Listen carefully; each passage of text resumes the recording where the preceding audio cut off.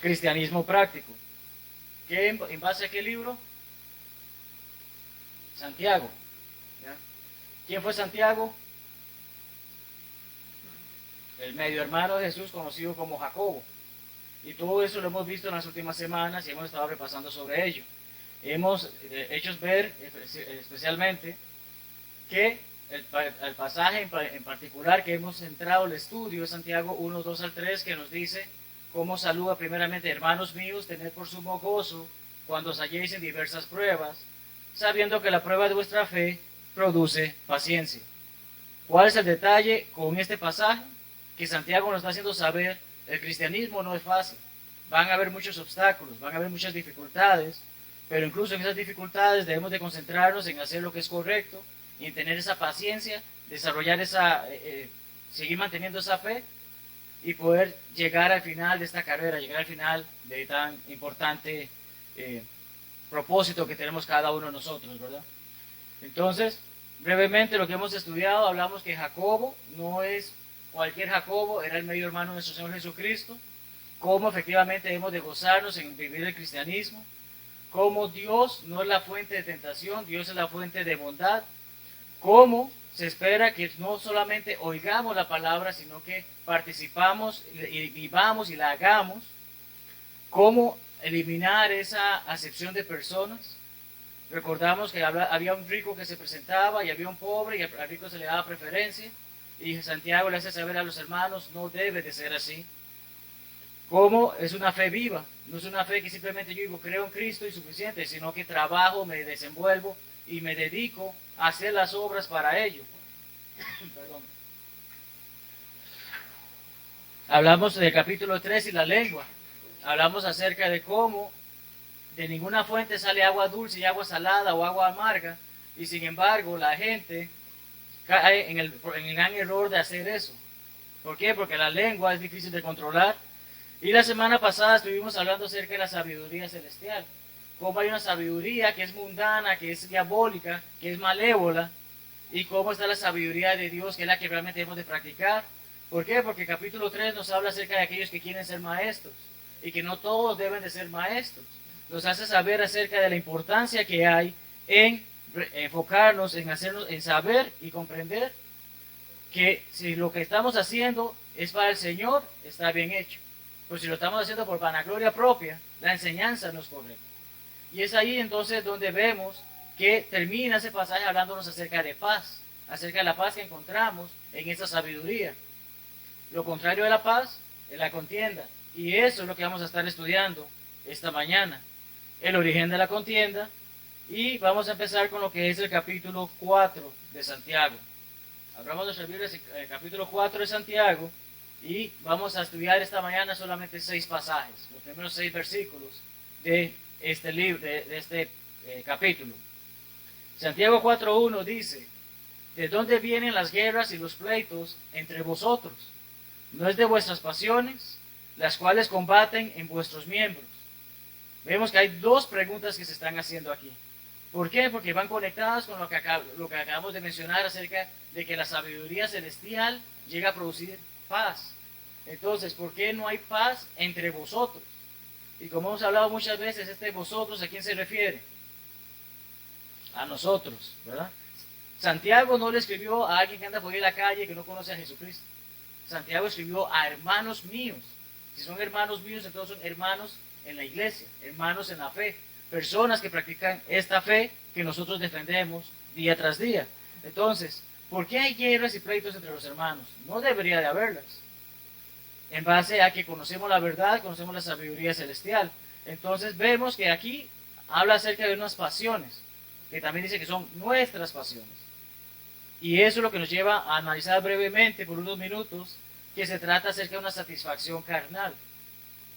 Se trata de lo que a mí me gusta, se trata de lo que yo quiero, y eso es lo que está causando que yo tenga rivalidad con mis hermanos. ¿Por qué? Porque como mencionamos, aquellos que son maestros no es para vanagloria, es para enseñar la palabra, es para poder hacer que las personas comprendan: este es el mensaje de Dios. No es para que vean qué tan bueno yo soy, es para que vean qué tan bueno Dios es. Entonces, Vamos hacia ello y vamos a ir expandiendo un poco. Jacobo, Santiago, recién acababa de hablar de esa paz de la que hemos mencionado.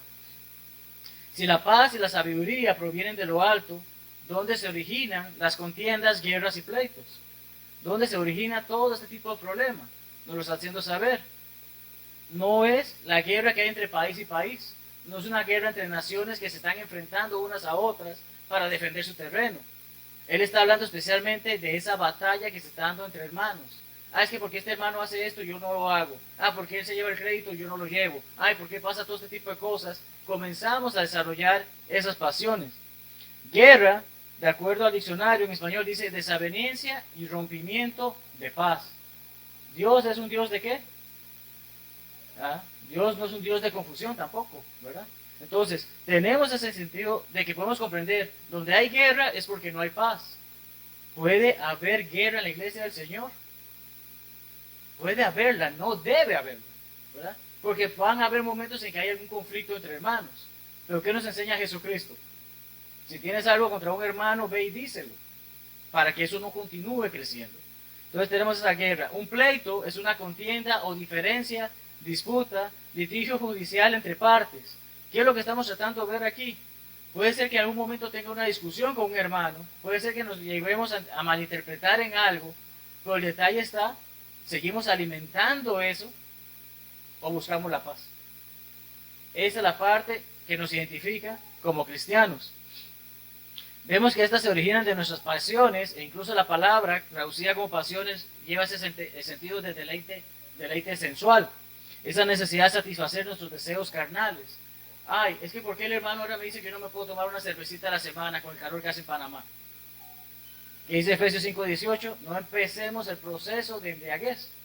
¿Y cómo se empieza el proceso de embriaguez? Con la primera cerveza. Entonces, no es el hermano que me dice que yo no me puedo tomar una cerveza. Es la palabra de Dios que me dice que ni siquiera debo de empezar por ello. Pero ¿qué es lo que pasa? Yo tengo ese deseo. Y como los hermanos no me van a permitir llevar a cabo ese deseo, yo voy a buscar problemas, voy a buscar contiendas, voy a crear una guerra. Y probablemente después me vaya a una congregación o a alguna denominación que sí me permita participar de esas cosas. Entonces vemos dónde está ese problema, ese origen de estas guerras. Leamos Tito 3:3 para ver cómo éramos antes de convertirnos a Cristo. Tito 3:3.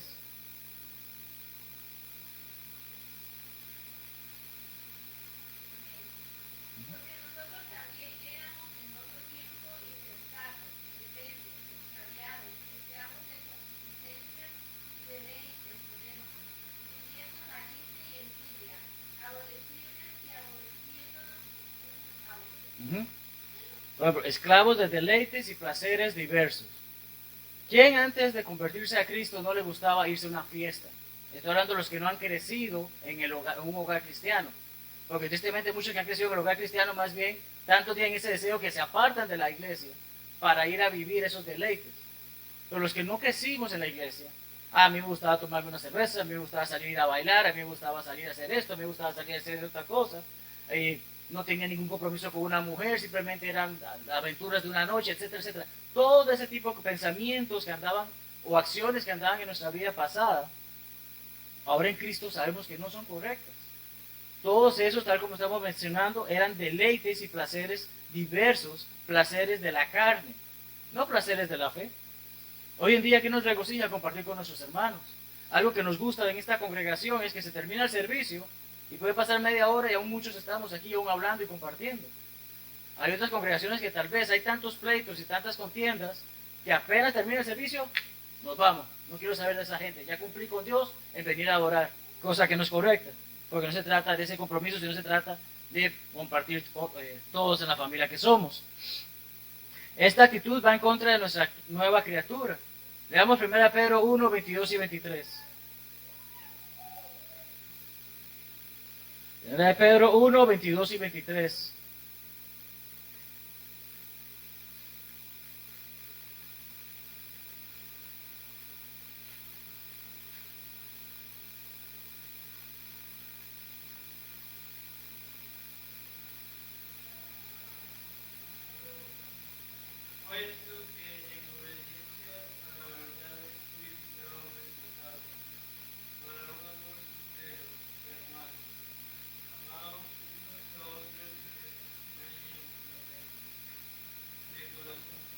Para un momentito, Jonathan, ahí. ¿Qué es lo que está diciendo? ¿Debo de pelear con mis hermanos porque no los quiero? ¿Qué es lo que dice? En base a la obediencia, ¿a qué? A la verdad. ¿Y cuál es la verdad? ¿Qué es la verdad? La palabra de Dios. En base a la palabra de Dios, en vez de que obedecía a la palabra de Dios, me está haciendo saber que hay un amor sincero, hermanos. La diferencia de sincero, ¿cuál es? Hipocresía. Somos hipócritas que entramos por esa puerta. Dios le bendiga, hermano. Que no se quiere, ojalá que se muera. No somos así. Y si lo somos, tenemos que corregirlo. Cuando entramos por esa puerta, entramos gozosos de que queremos ver a nuestros hermanos, queremos participar de ellos, de ese amor sincero, amados a unos a otros entrañablemente, así bien intenso, de corazón puro. Ay, es que esa hermana ya viene, y esa hermana cómo habla, yo no quiero hablar con ella, no quiero verla. ¿Es un amor sincero, un amor puro, un corazón puro? No. Dios no espera de eso. Y ese tipo de actitud es la que comienza a crear ese tipo de pelea, ese tipo de conflicto, de pleito. Continúa John en el versículo 23.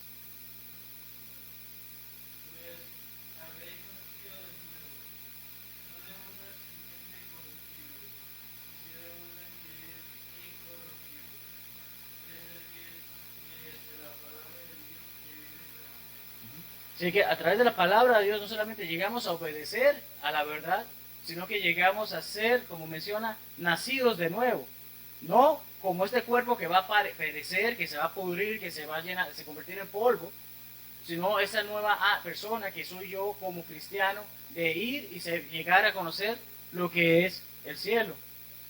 Muchos se dejan llevar por la falsa sabiduría, de la que hablamos la semana pasada, pero para repasarlo, leamos nuevamente Santiago 3, 14 y 16. Santiago 3, 14 y 16.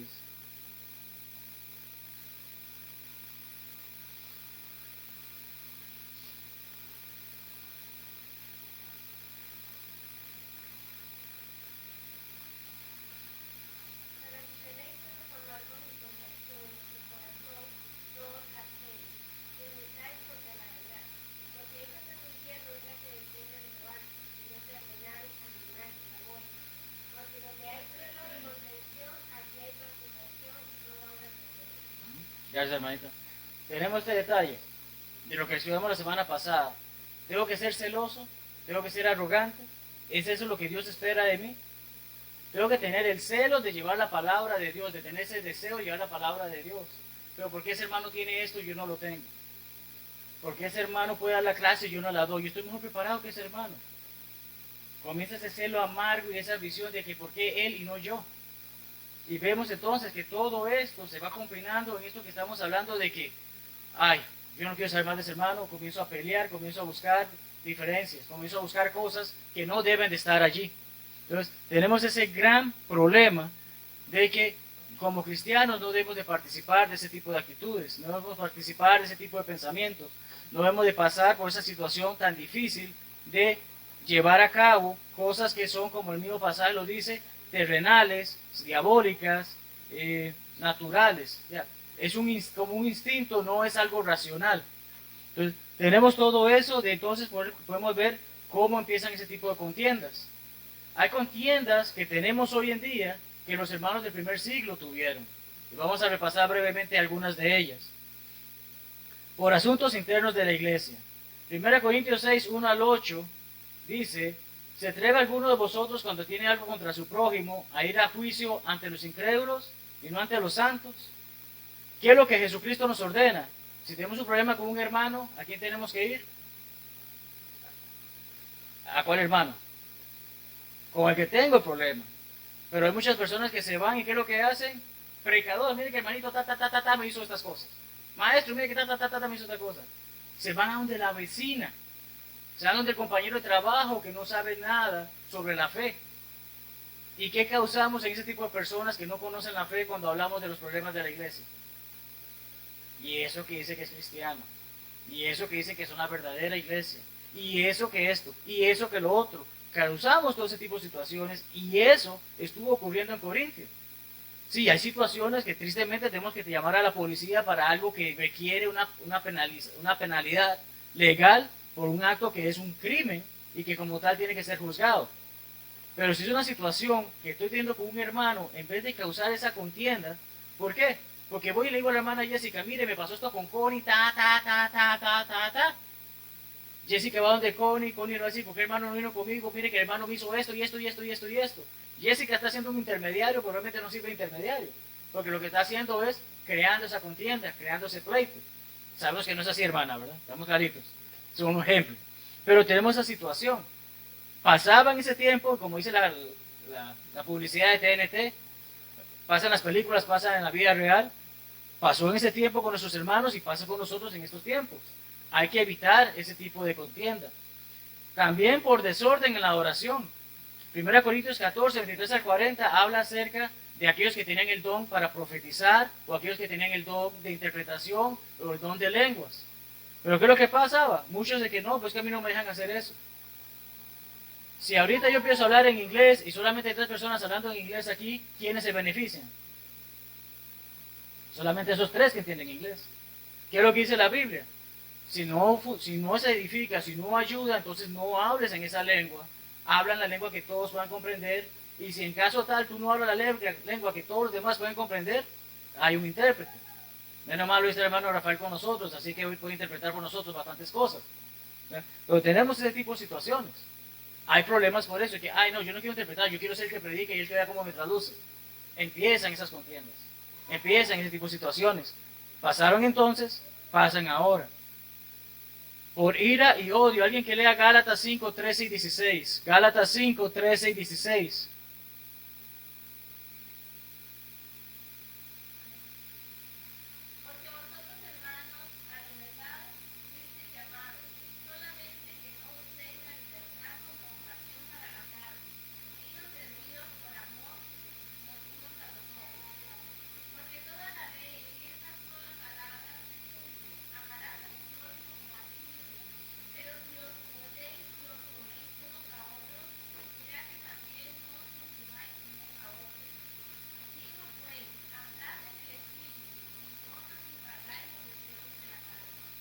Son con palabras fuertes, no se muerdan, ¿cómo dice? No, ni os mordéis, si os mordéis y os coméis unos a otros. ¿A quiénes está hablando? Están los hermanos. ¿Cómo yo puedo decir que amo a mi hermano cuando me lo estoy comiendo por detrás de que mira todo lo malo que hace esta persona? Pero, hermanitos, Dios les bendiga. Ira y odio. Se dan ese tipo de casos, se dieron ese tipo de casos, se siguen dando ese tipo de casos. No deben darse ese tipo de contiendas. Por falta de unión entre nosotros. Efesios 4 nos habla de esa unidad, un solo bautismo, un solo Padre, un solo Espíritu, ¿verdad? Nos habla sobre eso, pero creo que está tratando de llamar Pablo la atención es, estamos en lo mismo, estamos juntos, no pueden haber esas divisiones, no pueden haber esas dificultades, o esas contiendas, esos problemas de que nos separan. Tenemos que buscar siempre ir todos hacia esa misma meta, hacia la voluntad de Dios. Por diferencias probablemente de opinión. Filipenses 4, 1 al 4, alguien que lo lea por favor. Filipenses 4, 1 al 4.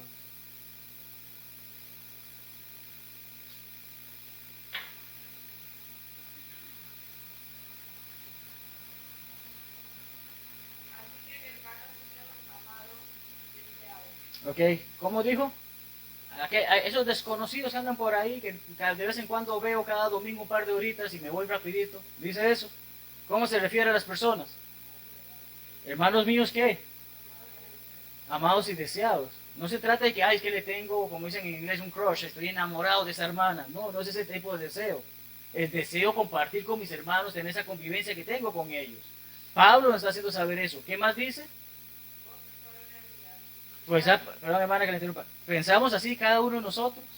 Mi hermana Jessica es un gozo para mí. Y es una corona para mí porque yo trabajo en la obra del Señor y estoy gozoso de que ella forma parte de la congregación. O la hermana Abigail, o la hermana Allison. Es hermoso tener a las hermanas aquí. Es hermoso tener al hermano Luis, al hermano Airo. Me siento gozoso que estén aquí, que estén escuchando la palabra. ¿Pensamos así? Algunos no. Pero realmente nos llena de gozo poder contar con los hermanos cada estudio que sea la oportunidad. Gozo y corona mía. ¿Qué más dice? Ok. ¿Diferencia entre firme y flojo? ¿Cómo es estar firme? Bueno, yo me acuerdo cuando cantábamos el himno en la escuela, en primaria, había que pararse firme. Y ahí de que se moviera, iba el regañón de la maestra. Y siempre había uno flojo. Entonces, ¿qué se da? Estás diciendo, estar así firmes en el Señor. Entonces, ¿qué quiere decir? Rectos, con esa buena conciencia, con ese compromiso de saber, estamos para el Señor. Continúa, hermano.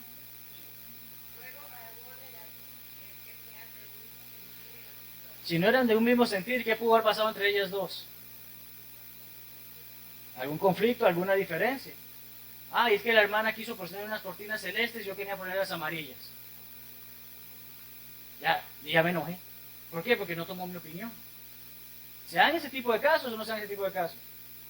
Ah, es que la hermana quiso acomodar las sillas de esta manera y yo le dije que las pusiera de otra cosa y por eso me enojé. No es algo que podemos decir es doctrinal.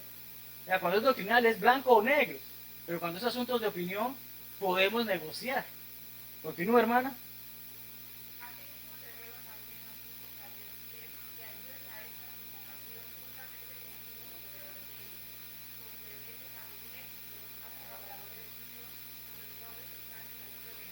¿Dónde están nuestros nombres? ¿Y cuáles son los nombres que están ahí? Los de cada uno que ha hecho la voluntad de Cristo. Pero ¿qué dice? Estas dos damas habían estado ayudando incluso en evangelizar, en ir a buscar personas, en ir a buscar estudios. No nos dice esos detalles, nos dice que combatieron juntamente conmigo en el Evangelio. De alguna u otra manera ayudaron. Hay hermanas que a veces piensan de que porque no pueden predicar, entonces uno es malo con ellas porque ellas pueden hacerlo y que no. La Biblia dice que no deben de hacerlo. Pero ¿cómo pueden ayudar? Por ejemplo, un día traen una comida, un día invitan a alguien a su casa para estudiar, invitan al predicador, al maestro o a un hermano para que estudie con ellas. Siempre van a haber oportunidades de combatir juntamente con los que llevan el mensaje. Pero tenemos esa situación difícil de que por algún tipo de diferencia estas dos se habían separado. Nos ha pasado que algunos hermanos dejan de hablarnos porque dijimos algo que les molestó en ese momento. ¿Cuál es el problema? Se guardan ese rencor, se guardan esa molestia. No vienen y lo hablan de que, hermano, usted me ofendió de esta manera. Ay, hermana, disculpen. Proceso básico que Cristo nos dio. Si viene la hermana y me dice, es que usted me ofendió, y que yo no la ofendí, yo no tengo nada que disculparme, ¿qué dice entonces el siguiente paso que es? Llevar un par de testigos. ¿Por qué? Porque no estoy aceptando mi culpa. Entonces, que esa persona ya busca un par de testigos, pero como lo que decía Jesucristo, no es de que, mira, Meli y Diana, vamos a hablar con la hermana tal y tal porque tengo un problema con ella y ustedes saben, ustedes me van a apoyar porque ustedes saben que yo soy la mejor persona aquí, etcétera, etcétera, etcétera. La estoy disponiendo a mi voluntad. Pero Jesucristo, ¿qué es lo que espera? Esas dos personas me conocen a mí, conocen a la otra persona, no necesitan saber del problema. Cuando llegamos allá y se habla del problema, es que ellas pueden entonces hacer saber la situación. Y si no pasa nada, porque yo decidí no disculparme en ese momento, aunque había testigos, el tercer paso, ¿cuál es? ¿A dónde se lleva? A la iglesia, no al predicador. ¿Qué hacen muchas personas? Bueno, es que yo ya hablé con fulanita y no se quiso disculpar conmigo. Llevé a todas las personas y tampoco se quiso disculpar conmigo. Ahora sí, predicador, usted préndala ya enfrente del púlpito, que todo el mundo sepa lo mala que es. No dice eso la iglesia, no dice. Se hace saber a la iglesia, tengo esta dificultad con este hermano, pasa esta situación, necesito arreglarla. Yo no me voy a disculpar. Entonces, ¿qué es lo que dice? Ponerlo aparte. Y hablamos sobre la disciplina hace un par de semanas en los estudios que estamos haciendo sobre el pecado. Pero entonces, son contiendas similares. Estamos viendo, pasan aún en día. Estos hermanos lograron superarlas, nosotros también podemos superarlas. Y Santiago, que está haciendo de saber, todo esto proviene de nuestras pasiones. Ay, es que yo me sentí dolido. Ay, es que no me gustó lo que me dijo. Ay, es que me golpeó mi orgullo. No es así y no debe de ser así. Solo un versículo, nos llevamos casi media hora. Santiago 4:2. Codiciáis y no tenéis, matáis y ardéis de envidia y no podéis alcanzar, combatís y lucháis, pero no tenéis lo que deseáis, porque no pedís. Suena un poquito extraño, ¿eh? Tal vez no se logra agarrar muy bien la idea por la forma verbal en la que está escrito, pero podemos ver codicia y podemos ver envidia. ¿Son estas características buenas? No, ¿verdad? ¿Cuánta gente se la pasa diciendo, ay hermano, yo le tengo una envidia de la buena? Sigue siendo envidia. Es como que, hermano, yo dije una mentirita blanca. Sigue siendo mentira. Entonces, tenemos estas dificultades y no recibimos lo que deseamos porque no pedimos. Pero ¿qué quiere decir? Vamos a verlo rapiditamente. seguimos buscando complacencia propia. Codicia, afán o deseo intenso, excesivo de riquezas. Vemos que la codicia involucra tener posesiones. La palabra griega involucra desear ardientemente, fijar el deseo sobre algo, tanto si es bueno o malo, ansiar, codiciar, anhelar. Pero por ejemplo la codicia es hacia algo malo, es que yo quiero tener eso, es que a mí no me importa lo que va a hacer mi esposa, ella tiene que como me consigue el último videojuego que cuesta $3,000, yo no sé qué va a hacer ella, pero me tiene que conseguir. Ese es el tipo de actitud que lleva a esa codicia. Un causante sin duda alguna de acciones perversas, porque yo lo quiero, lo voy a tener, no me importa lo que vaya a pasar. Y si tengo que salirme de la iglesia, lo hago. Es la actitud que muchos toman. Codiciamos porque no tenemos lo que queremos. ¿Qué pasó con David cuando vio a esa hermosa mujer? La codició. ¿Qué más hizo? Ay, se ve bonita, sí, está muy guapa, excelente, chao. ¿Hizo eso? ¿Qué hizo? La fue a mandar a llamar. Y aparte de que la mandó a llamar, sí, yo te vi desnuda bañándote, estabas muy bonita, ahora te veo vestida, estás muy bonita, sigue tu camino. ¿Hizo eso? ¿Qué hizo? La tomó como mujer. Y era una mujer soltera. ¿No? Tenía dueño. David debió respetar eso, que sabía quién era el dueño. Entonces, la tomó por mujer y se llevó el premio gordo, ¿verdad? Como decimos, si no quieren quemarse, no jueguen con fuego. Se acostó con la mujer y la mujer quedó embarazada. ¿Y qué trató de hacer entonces? Mandó a llamar al soldado, ¿para qué? Emborráchate, enfiéstate y ve y acuéstate con tu mujer y pásala bien, ese hijo es tuyo. ¿Le salió bien el plan? No le salió bien el plan. ¿Volvió a hacer otra cosa? Tampoco le salió bien el plan. Entonces, no solamente codició, no solamente adulteró, no solamente mintió. ¿Cuál fue la orden que dio? Pónganlo en la primera fila. Allá en la batalla, en la primera fila, la primera flecha que le caiga. Murió en la batalla, yo no hice nada, él se murió solito. Pero fue el actor intelectual de ese crimen. Murió este hombre, ya la mujer está libre, ya puedo tomarla para mí. Eso fue lo que él hizo. Eso fue lo que él decidió hacer. Entonces tenemos esa dificultad con respecto a este detalle, a este problema. Primera de Reyes 21 habla acerca de Jezabel, de Acab y de Nabot. Don Rafa, ¿por qué se acuerda de eso? Jezabel era una buena mujer. Era una mala mujer. ¿Y Acab qué era? Un rey porque seguía los caprichos de la mujer, pero también era bastante infantil. Nabot, ¿qué tenía? Tenía un terreno. Yo quiero ese terreno.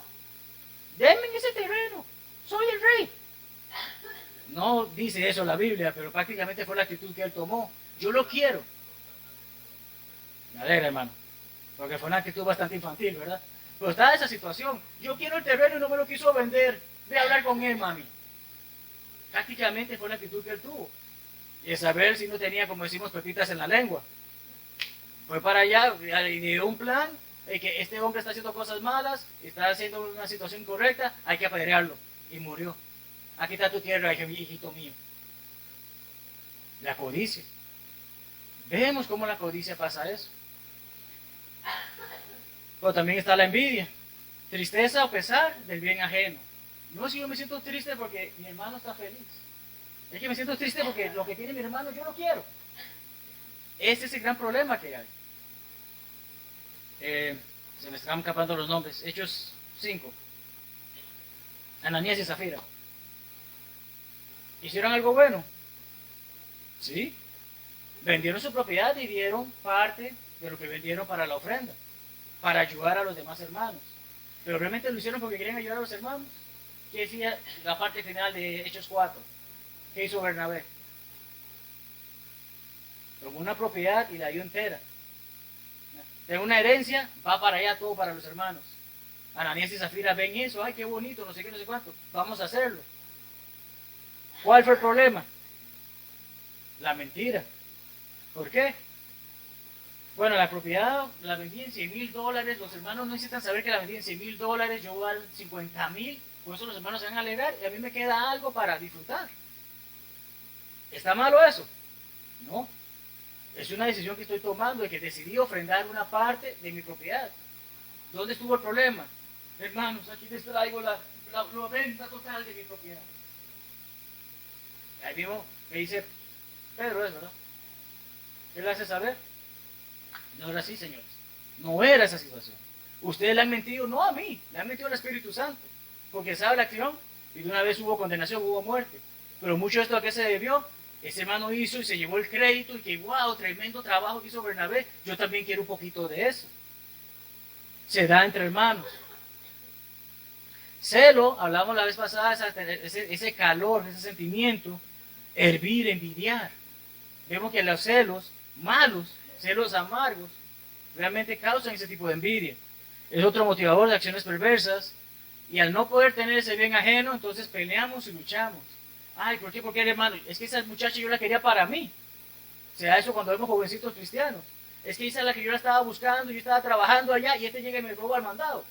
Ahora yo voy a pelearme con ellos. Se dan ese tipo de cosas. ¿Por qué? Porque tristemente codicia y envidia a veces involucra a la otra persona, ese otro sexo, no necesariamente algo material. Entonces tenemos todo ese tipo de dificultades que nuestras pasiones, nuestros deleites hacen que actuemos mal. Siempre producen ganas de más. Ah, yo no me quedé tranquilo con que le robé la mujer a mi hermano, ahora quiero otra más. Y mientras me da el bolsillo voy a tener 5 mujeres más porque si ya lo hice una vez puedo seguirlo haciendo. David, de cierta forma, más o menos por ahí tuvo la cosa.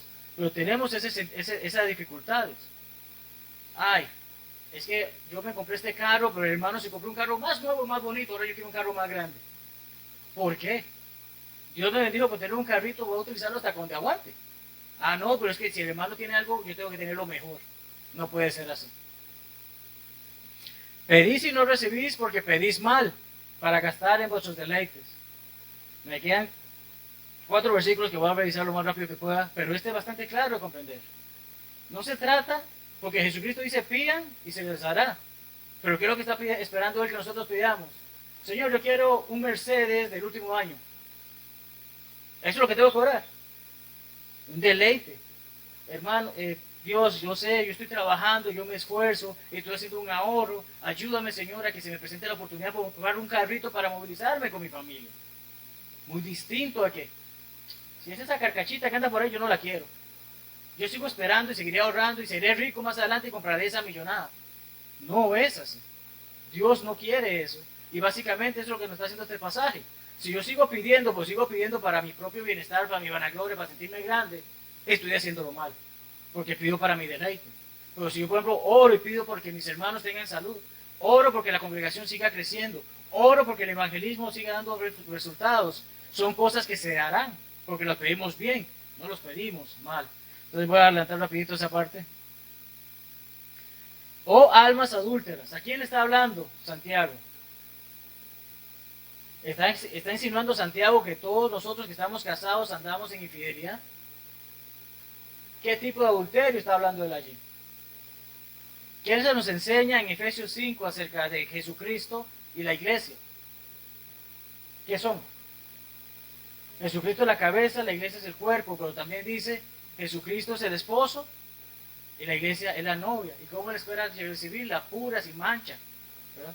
Entonces, ¿cómo le estamos siendo adúlteros a Jesucristo? Bueno, le estamos siendo adúlteros en el sentido de que estamos buscando la amistad del mundo por encima de la amistad, de la enemistad contra el mundo.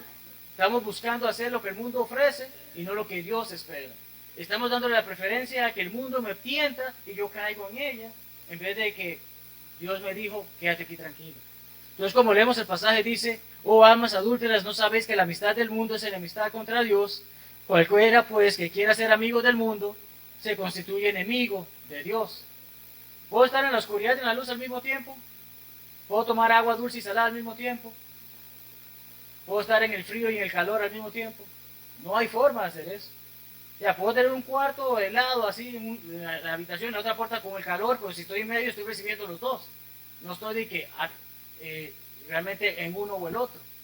Pero lo que estamos viendo aquí es, o soy amigo del mundo, o soy enemigo del mundo. Si soy amigo del mundo, estoy en contra de Dios. Si estoy con Dios, estoy en contra del mundo. Pero eso es muy difícil, porque muchas personas dicen, yo no puedo. A mí me gusta mi cervecita. A mí me gusta ir a comprar la lotería. Uno nunca sabe cuánto se va a ganar un chancecito por un $1 que se ganó, que se gastó, pero el problema es que no es un $1 que se gasta. Muchas cosas más, y hemos hablado mucho sobre ese tema. Pero tenemos entonces que continuamos con respecto a ello, porque hemos hablado que quiénes son estas almas adúlteras, somos nosotros, o son los cristianos que no viven de acuerdo a la voluntad de Dios. ¿Qué es lo que causa que sean así? Esa envidia, esa codicia, ese deseo de placer. ¿A quién sirven estas almas? Al mundo. ¿Es posible ser amigo del mal y del bien? No debería ser posible. Sí es posible, pero no debe de ser, ¿verdad? ¿Por qué? Porque yo puedo ir aquí el domingo, yo digo que soy el mejor cristiano, participo de todos los elementos y soy la persona que todos los hermanos dicen, yo quiero ser como él. Pero allá afuera me voy a tomar una cerveza porque hoy es domingo y es un calor infernal. Entonces, puedo ser amigo del mal y del bien, pero no debo de serlo. O escojo uno o escojo al otro. No puedo estar con ambos. De ahí que, ¿es correcto ser amigo del mal y del bien? No, es correcto ser amigo del bien. Ciertamente no podemos servir a dos amos. Mateo 6:24 nos dice eso. ¿Servimos a Dios o a las riquezas? ¿Las riquezas son malas? No, y eso lo haremos Dios primero en el sermón de la tarde cuando hablemos sobre el rico y Lázaro. Pero las riquezas no son malas, el problema es cuando yo le doy preferencia a esas riquezas por encima de lo que debo darle a Dios. ¿O pensáis que la Escritura dice en vano, el Espíritu que ha hecho morar en nosotros nos anhela celosamente? Pasaje más difícil de toda la carta de Santiago. Pasaje que se da a muchas interpretaciones, porque tal como voy a mencionar en un momento, se da el detalle de que el texto uno queda con sus dudas. La traducción lo hace dudar más. La puntuación hace dudar ahí y el significado del mismo. Voy a abarcarlo bien rápido por motivos del tiempo. Pero ese pasaje, hay personas que piensan, se refiere al Espíritu Santo. El Espíritu Santo que mora en mí, anhela celosamente. Pero entonces necesitamos ir al vocabulario, ir a las situaciones y ver de qué espíritu se está tratando. Algunos consideran que se refiere al Espíritu Santo, aunque los traductores lo escriben con mayúscula, como vemos, si podemos abrir nuestra Biblia, ese versículo, Santiago 4:5 dice, el Espíritu en mayúscula, el idioma original, el griego, lo escribe con minúscula. ¿Qué es lo que pasa? Muchos de los traductores en algún momento tenían esa idea de que el Espíritu necesita dirigirme, y por eso se hace tipo de situaciones. Pero el punto, quizás detallado en ese versículo que dice, anhela celosamente, no es un celo del bueno. La palabra griega traducida como celosamente es directamente envidia. Si Santiago tanto ha criticado la envidia, ¿cómo puede decir que el Espíritu Santo envidia ahora? No hace sentido. Entonces, envidia, motivado por envidia, mala voluntad, es el sentimiento de disgusto producido al ser testigo u oír de la prosperidad de otros. Honestamente creemos que el Espíritu Santo se va a sentir mal de que nosotros prosperemos en la fe. No es así. Pues es un pasaje que se ha complicado porque hay muchas denominaciones que enseñan incorrecto sobre él. Me encanta lo que el hermano Guy Woods en su comentario escribe al respecto. Debemos rechazar la opinión de la mayoría de los expositores denominacionales de que el Espíritu aquí, Santiago 4:5, designado, es el Espíritu Santo, la tercera persona de la deidad, y que Dios o el Espíritu Santo nos anhela celosamente. Por cualquier razón, debido a que es increíble para nosotros que el escritor afirme de la deidad lo que anteriormente había condenado tan severamente en los hombres sobre la base de que es increíble para... Se me duplicó, no. La deidad, lo que antes había condenado tan severamente en los hombres.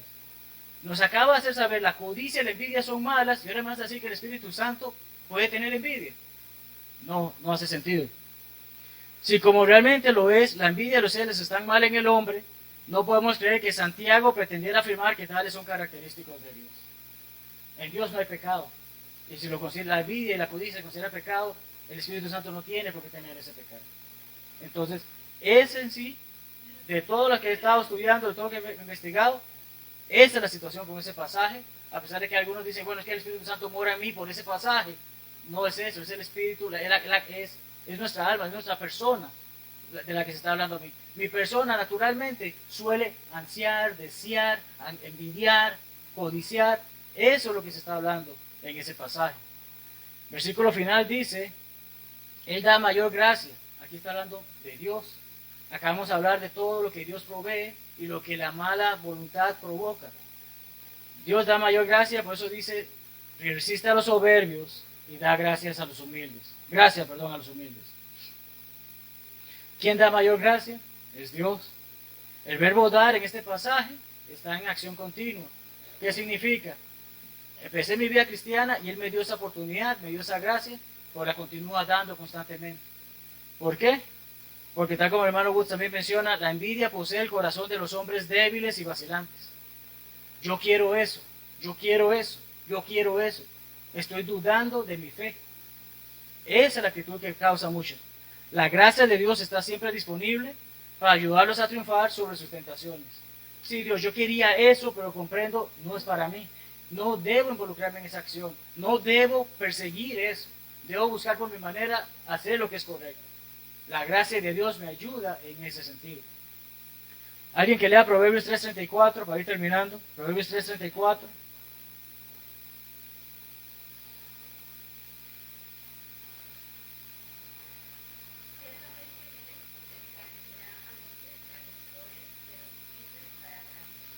Son las palabras muy similares a las que Santiago dice en ese versículo 6, acerca de los soberbios y acerca de los humildes. Dios está en contra de aquellos que presumidamente se muestran por encima de los demás. Aprovechando que tenemos visitas de Vista Hermosa y que se acuerdan de cuando vimos la clase del orgullo, ¿se acuerdan del sapo que se soplaba y que chillaba? ¿Qué fue lo que yo dije aquella vez con respecto a mi persona? Si me veían soplarme así, que buscaran la aguja para poncharme, para desinflar. Esa es la actitud que todo cristiano debemos de tomar. No podemos ser arrogantes de que, porque yo hago esto, o porque yo tengo más, pobrecito mi hermanito, yo le voy a ayudar porque pobrecito. No es la actitud, voy a ayudar a mi hermano porque quiero ayudarle, no porque me sienta superior a él. Eso es lo que Santiago espera de cada maestro, es lo que nos está haciendo saber acerca de esto, especialmente de cada cristiano. No seamos soberbios, seamos humildes. Podamos ponernos al nivel de que comprendemos, Dios está por encima de nosotros. Entonces, culmino así, ¿somos arrogantes como para seguir contendiendo contra Dios? ¿O somos lo suficientemente humildes para saber que sin Él nada hacemos? Ese es el punto principal de lo que hemos estado estudiando esta mañana. Sí, 6 pasajes que no son muy largos, pero sí, bastante hablamos sobre ellos. Pero ¿qué es lo que espera Dios que nosotros hagamos? Simple y sencillamente seamos humildes, no seamos arrogantes, no vayamos en contra de Él, porque al final de cuentas esa pared contra la que nos vamos a estrellar es muy dura. Y no nos va a gustar ese golpe, y no habrá forma de quitarnos ese golpe después de ello. ¿Alguna pregunta de lo que hemos hablado? ¿Algún comentario? Si no es así, entonces, hermanos, muchas gracias por acompañarnos. Tenemos cerca de 10 minutos de receso. Gracias por acompañarnos y nos vemos 10:30 para el servicio de oración. Dios les bendiga. Este es el día que el Señor nos dio. Seré feliz y le adoro.